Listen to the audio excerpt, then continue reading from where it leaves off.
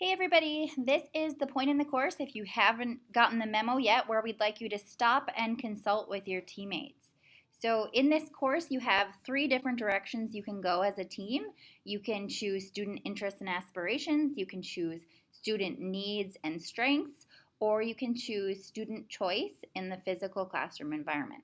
No matter which of those topics you choose, your team's going to be seeking to answer the big question, how do our teaching practices change? And so all of the activities you'll be doing in the next parts of this course will help you answer that question. As you talk with your team and you think about which of these three areas you want to dive into, I want to connect our work back to asset-based learner profiles.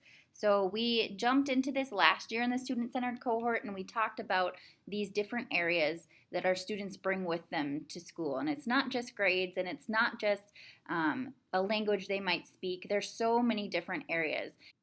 And you might remember some of the different templates we shared with you, and a lot of teams actually dug into this work last year where you decided, yeah, that's important to me. I want to know my students in some of these areas. And so you worked with families, you worked with students to identify some information in these different areas.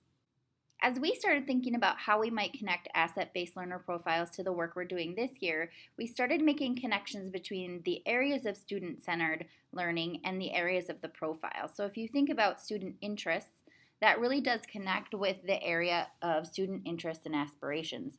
So if your team decides to go with this category, we're going to be helping you really get to know your students' interests and aspirations this year.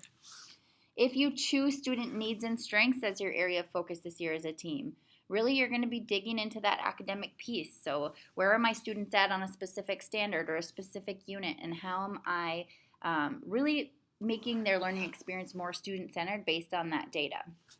And then the last piece, student choice in the physical environment, can connect to a lot of different areas. We saw some connections with social and emotional. You'd probably want to gather some data in that area as you're thinking about student choices in seating. We thought about student experiences. What are they bringing? What experiences are they bringing into the classroom? That data might be important if your team goes down this route. And then, of course, culture. So how does culture play into how students feel comfortable learning in a classroom setting? So again, connect with your team, have that conversation, decide which path you'd like to take this year and which area you'd like to focus in on and set some goals around. And again, connect with Andrew or myself or your SCC coach as you're deciding which direction your team would like to go. Thanks.